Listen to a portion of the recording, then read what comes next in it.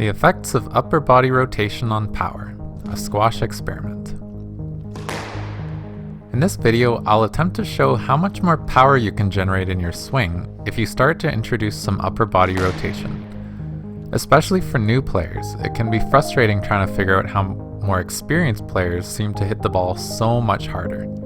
Hopefully this experiment will shed some light on that. Now, in order to measure the speed of each shot, I simply placed a microphone halfway between the front wall and the tee line. Using some audio software, I was able to measure the time interval between striking the ball and having it hit the front wall. I also measured the distance from the front wall to the contact point where I hit the ball. Dividing this distance by the time interval allowed me to calculate the average velocity with a high degree of accuracy, usually within about 1 mile per hour. So to kick things off, I first measured how fast I could hit the ball with little to no upper body rotation. This was a little bit awkward, as you can see. After 12 attempts, the fastest speed I was able to achieve was 75 miles per hour. On average, I was hitting about 68 miles per hour. Next up, I added in some upper body rotation. The difference was quite dramatic. Immediately, my velocity jumped up from an average of 68 miles per hour to 97 miles per hour, with the hardest shot coming close to 100.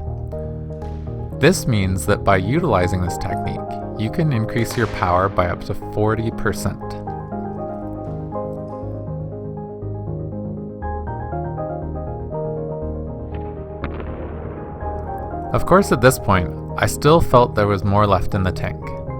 The best players can use their movement to the ball to further generate even more power. For my final test, I took a couple of steps into my swing before I whacked the ball with everything I had.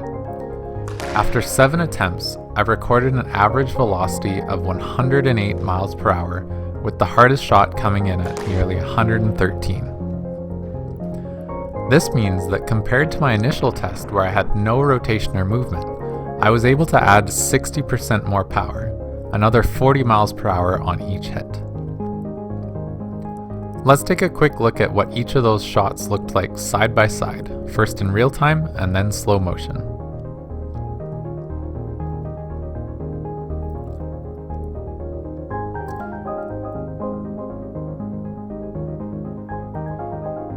If you enjoyed this video and would like to see more experiments like this, let me know by leaving a comment or giving this video a thumbs up.